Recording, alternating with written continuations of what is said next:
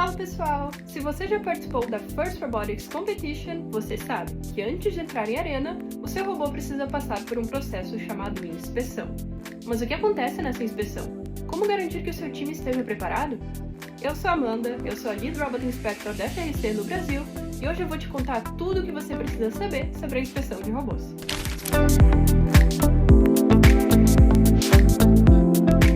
Mas o que faz um Lead Robot Inspector? O Lead Robot Inspector, ou LRI, é um dos Key Volunteers de um evento de FRC, ou seja, um dos voluntários-chave. Eu sou responsável por coordenar todo o processo de inspeção e, para isso, eu conto com um time de mais ou menos 10 inspetores e uma Inspection Manager. A minha maior responsabilidade é garantir com que todas as equipes possam jogar e tenham uma ótima experiência. E para isso, eu também trabalho em conjunto com outros Key Volunteers, especialmente o FTA e o Head Ref. Eu incluí essas fotos aí para vocês verem que durante os eventos é muito fácil identificar, tanto eu quanto os Robot Inspectors. A gente sempre vai estar utilizando um desses bonés aqui, amarelos fluorescentes, para vocês os enxergarem de qualquer distância. Mas então, pessoal, vamos ao que interessa. Para o vídeo de hoje, eu vou falar então um pouco sobre o que é a inspeção de robôs, o fluxo de inspeção, coisas que eu considero muito importantes saber, principalmente para essa temporada. Então, se você é um rookie ou se você é um veterano, fica nesse vídeo porque tem muita novidade e você precisa saber para não ter nenhuma surpresa durante o evento. Depois, eu vou adentrar a checklist de inspeção e novidades específicas de cada uma das áreas dela. E, por fim, últimas considerações. Mas então, para iniciar, o que é a inspeção de robôs? A inspeção de robôs é um processo obrigatório para todas as equipes, para garantir que elas estejam seguindo as regras do jogo, padrões de segurança e cumprindo requisitos técnicos. Esse processo não existe para punir vocês ou para dar trabalho durante o evento, mas sim para garantir que vocês estejam aptos a competir de maneira justa e segura para todo mundo. Esse processo, como eu disse, ele é obrigatório e ele acontece antes das partidas qualificatórias e antes dos playoffs. Eu incluí aqui a regra para vocês verem que realmente é um processo obrigatório. Eu vou estar incluindo várias regras durante a minha apresentação e também no topo do slide a seção de onde eu tirei elas. Então, vocês podem abrir o manual e ir até essa seção e a regra vai estar lá. Agora vamos falar sobre o fluxo de inspeção. Assim que o evento inicia, as equipes já podem ser inspecionadas. E para isso, é necessário que elas se dirijam até o pitch de inspeção com o seu robô, bumpers e tudo que elas utilizam para fixar o bumper no robô. O pitch de inspeção geralmente fica ou do lado ou atrás do pitch admin, enfim, vai ser bem identificável. A partir disso, a gente vai pesar o robô, pesar bumpers, tirar medidas iniciais, e um inspetor vai retirar a ficha de inspeção dessa equipe e acompanhá-los de volta até o seu pitch. Lá, ele vai inspecionar toda a parte mecânica, elétrica, pneumática, enfim, todo o restante da ficha de inspeção ocorre no pitch da equipe. Se a equipe for aprovada, ela recebe o adesivo de inspeção, agora estando aprovada para jogar as partidas qualificatórias ou playoffs. E por que esse ou, pessoal?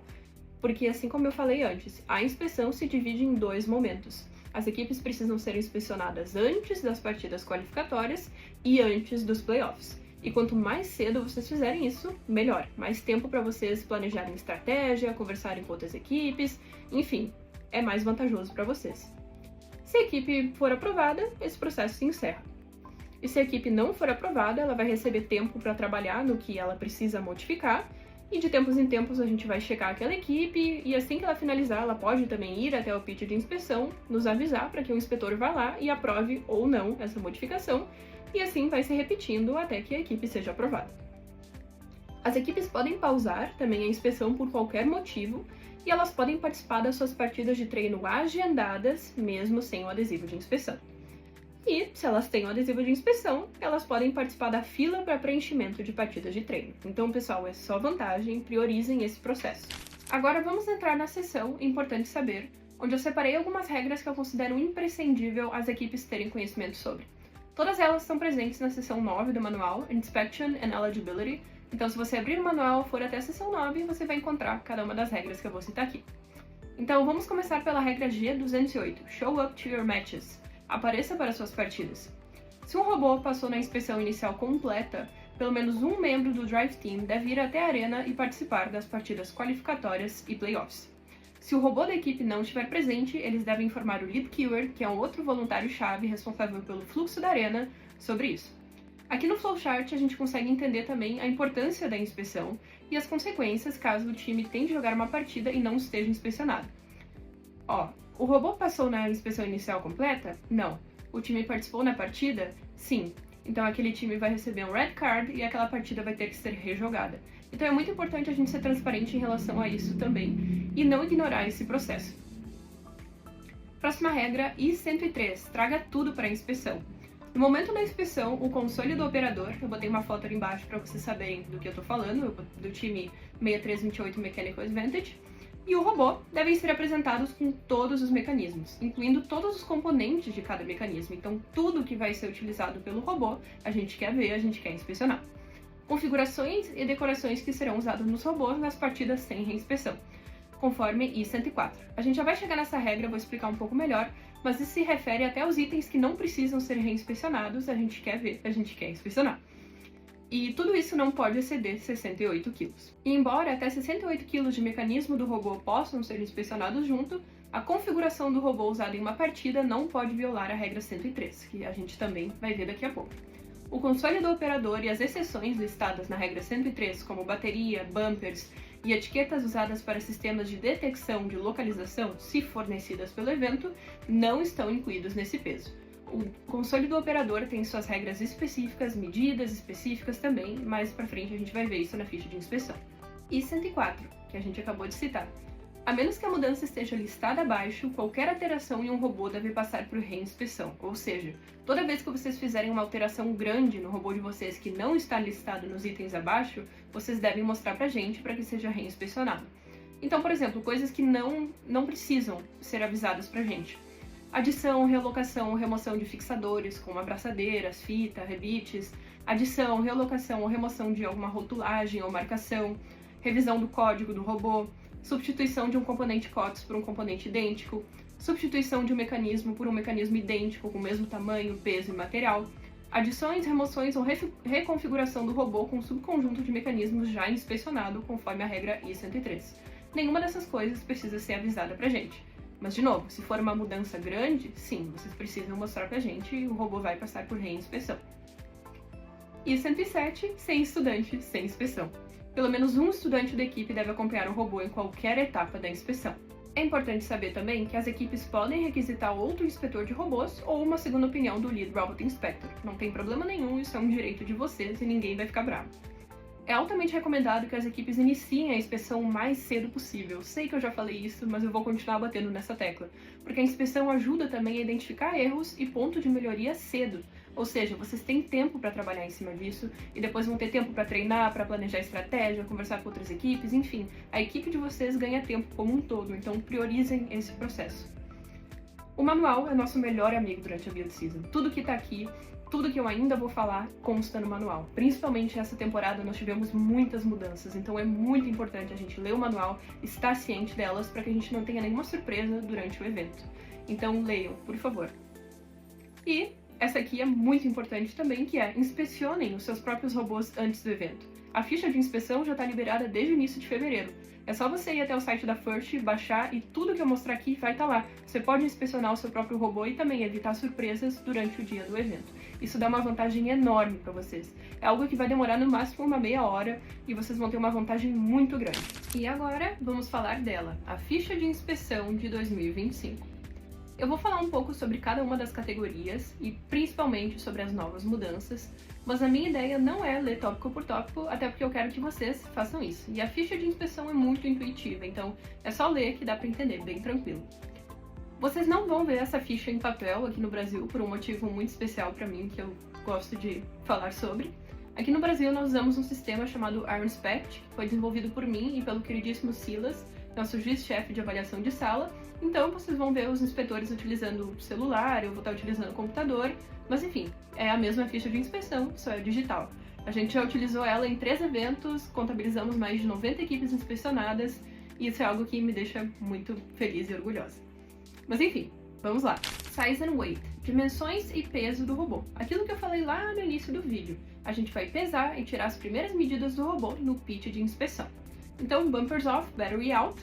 As equipes também devem trazer seus bumpers e tudo que é utilizado para fixação até o pitch de inspeção. E mudanças que a gente teve em relação a essa categoria da ficha esse ano.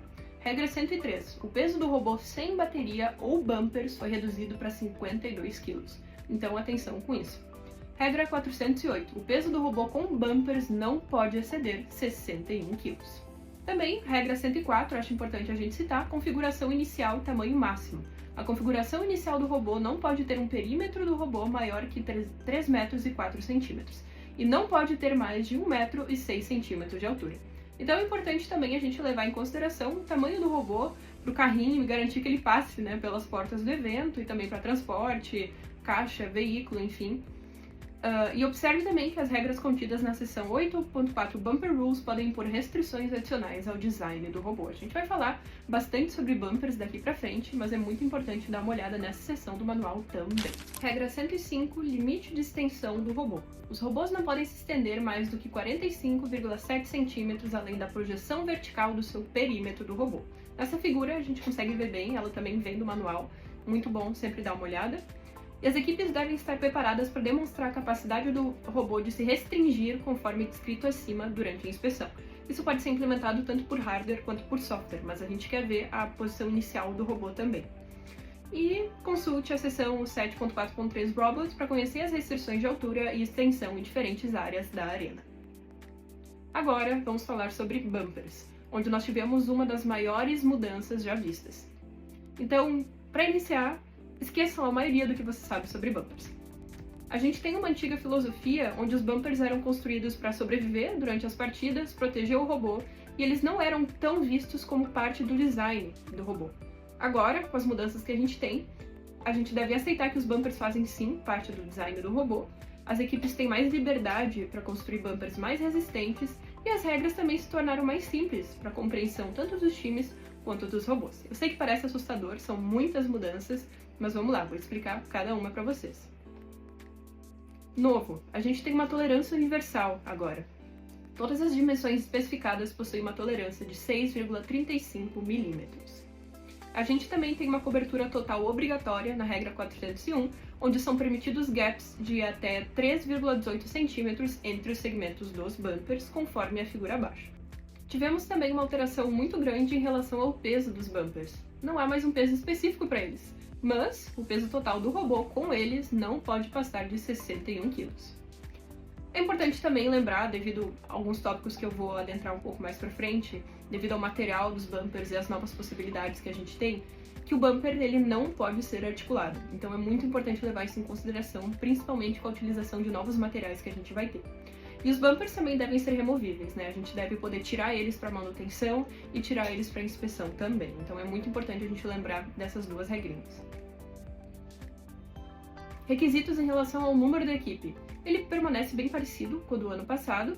O número da equipe deve ser branco e claramente visível a uma distância de aproximadamente 18,3 metros, aproximadamente 6 pits.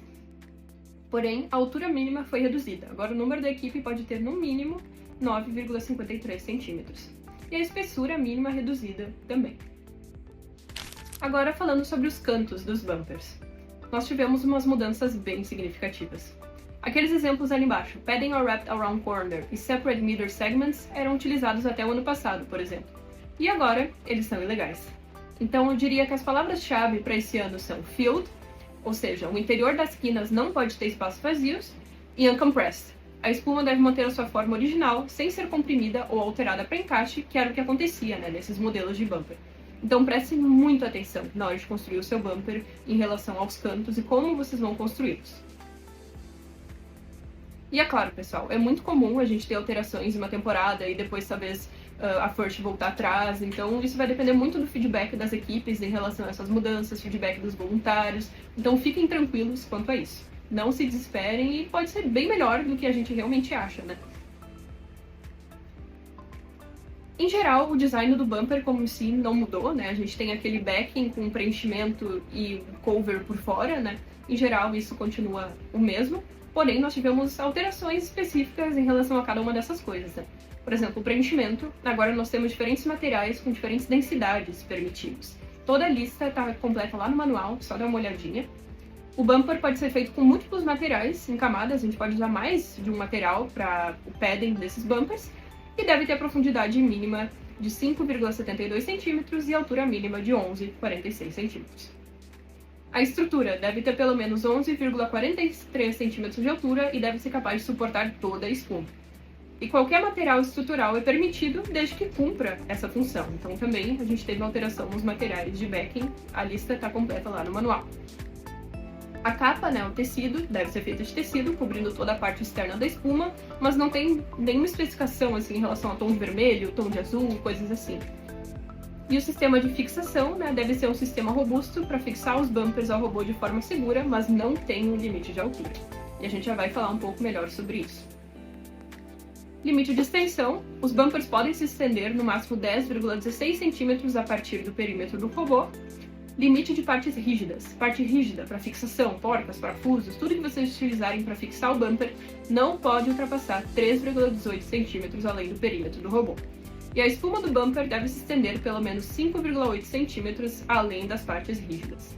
5,08, perdão. E a zona do bumper, que é algo bem importante da gente saber, os bumpers devem preencher completamente a zona designada. No passado, os bumpers só faziam parte, digamos, de uma zona, assim, do robô, né? Eles estavam aqui, em cima não podia ter nada, abaixo não podia ter nada também. Esse ano, desde que essa zona esteja preenchida, o que tiver em cima, o que tiver embaixo, não importa. Então leve em consideração isso também. Agora falando sobre a parte mecânica, que é a estrutura do robô em geral e segurança. Esse ano a gente teve uma novidade que permite a reutilização de tudo exceto Major Mechanisms. A definição completa está no manual, mas é, por exemplo, um componente feito para resolver um desafio específico do jogo, coisas grandes do robô. Mas isso permite a utilização de coisas pequenas que não funcionam só por si próprios. Por exemplo, um módulo Swerve, uma gearbox, coisas desse tipo podem ser reutilizadas. Agora elétrica, onde a gente aborda todo o sistema elétrico e comunicação, então baterias, o main breaker, fiação, rádio, motores, atuadores, controladores, é a maior parte da ficha. E é onde a gente também teve algumas mudanças. Regra 501, motores e atuadores. Novos motores foram adicionados, a lista completa está no manual também. Requisitos para servos mudaram de custo para corrente de stall e potência de saída. Também tem recursos disponíveis em relação a isso no manual. Requisitos para solenoides elétricas e eletroímãs mudaram para qualquer dispositivo conectado após um disjuntor de 20 amperes. E controladores de motores, novos dispositivos também foram adicionados, e a lista completa está no manual. Distribuição principal de energia. A gente teve as regras atualizadas para permitir o uso da nossa PDP 2.0. A gente também teve removida a exigência de que qualquer Power Distribution precise estar conectado via CAN. A gente também agora pode utilizar adaptadores SB50 para SB120, né? Só é necessário mostrá-los durante a inspeção. São permitidos também quaisquer disjuntores ATM com valor menor ou igual ao fusível permitido. Baterias adicional, agora limitadas a 100 watts por hora ou menos, com saída máxima de 5 volts 5 amperes ou 12 volts 5 amperes por porta. E proibição de alta voltagem, né? Agora a gente tem uma regra que esclarece bem, que se aplica apenas a tensão mensurável e permite o uso padrão de Power over Ethernet. Tivemos também modificações na regra 702 a 704, que foram atualizadas para incluir um novo rádio. E outras comunicações sem fio, a regra 707 agora permite o uso de Radio Frequency Identification ou Near Field Communication, desde que sejam usados exclusivamente dentro do robô e não interfiram com a arena de forma alguma. O Pneumatic System, compressores, reservatórios, válvulas solenoides, atuadores, tubos e conectores, não tivemos nenhuma mudança muito significativa, mas também é uma etapa que vai ser inspecionado caso o sistema pneumático esteja presente no robô. Ele não é obrigatório. Depois, nós temos o nosso Power On Check, onde o inspetor vai verificar a versão correta do software de vocês, se o rádio foi programado para aquele evento, o que geralmente é feito no Pit Admin ali na parte de Spare Parts, a operação pneumática do robô de vocês, a presença da RSL, que é essa luzinha aqui, e também o Power Off Check, né, para ver se o robô desliga completamente ao acionar o Main Breaker. Por último, nós temos o Team Compliance Statement, que é a confirmação que o robô foi construído após o kickoff de 2025. Lembrando, Major Mechanisms após o kickoff de 2025. Coisas pequenas que não funcionam por si próprios podem ser reutilizados. Então, quem vai assinar isso vai ser o capitão da equipe e um mentor. Então é isso. Agradeço também de coração a Estemos por ter me dado essa oportunidade, por confiar em mim. E deixo também os contatos deles aqui no final. Qualquer dúvida, entre em contato com eles, comigo. E é isso. Muito obrigada mais uma vez e até breve!